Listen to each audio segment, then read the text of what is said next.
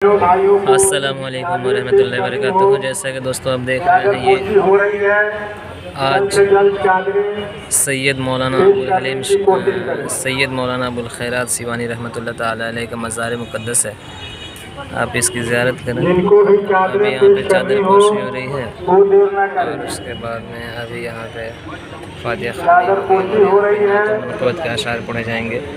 इसलिए ये आप खूबसूरत मंज़र आप अपने माथे की निगाहों से देख रहे हैं।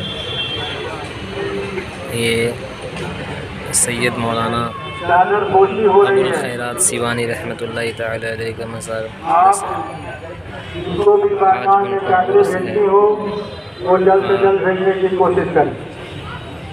देखें, ये चादर पोशी का काम हो रहा है।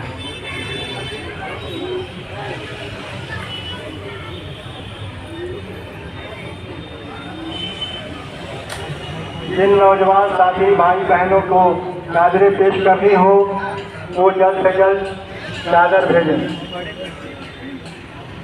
चादर पोशी हो रही है, लिहाजा आप